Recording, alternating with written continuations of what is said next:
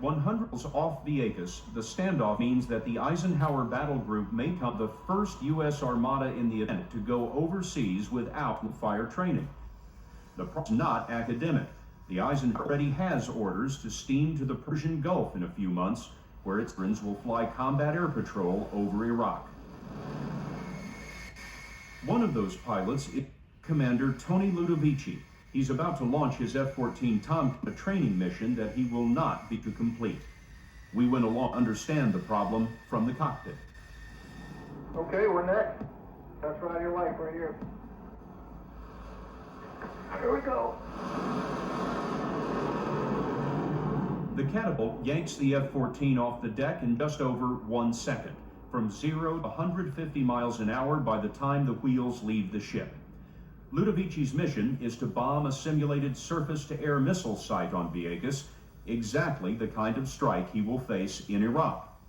On the way to the island, he practices defending himself from a missile attack. Ludovici slams the Tomcat into a 6G climb, 6 times the force of gravity. For the crews, just getting to the target is hard, dangerous work. But as Vieques comes into view, this is the moment the real challenge is supposed to begin. Normally, Ludovici would dive for the target with live bombs on his wings and live Marines landing on the beach. No room for error. It ups the ante a little bit more. Just start rate, the adrenaline going. How is dropping real live ordnance all that important? You still acquire the target, you still shoot in that direction. We get to become proficient and validate our procedures and our tactics from the time that we bring that weapon out of the magazine back to the ship to the time that it hits the target. More like combat. That's like it more closely simulates combat. And the closer you can simulate that combat, the more likely you'll perform your mission properly when you're called to. Number 5-1, you can utilize Vieques 10,000 feet. But on this day, the F-14s train their sights on the Vieques target range and simply fly away. That's like calling a baseball pitcher that before the game he's going to warm up, but he's going to go to motions but not release the ball and see where his pitchers are going.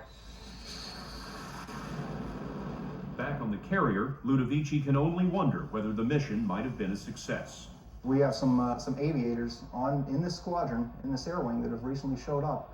They have not had the opportunity to go into a complex target environment with live bombs, and the first time they're probably going to have the opportunity to do that, since we can't do it down here during our Vieques training, is in combat. During the Kosovo air campaign, it was clear that the nation expects from you accuracy.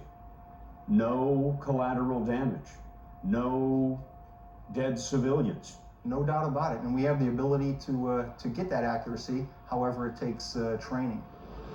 Training that the Navy insists can only happen on Vieques. Why? The Navy says commercial traffic around the island is limited, and taxpayers have already invested billions of dollars on tracking stations and sensors that monitor the war games. You're telling me there is not one place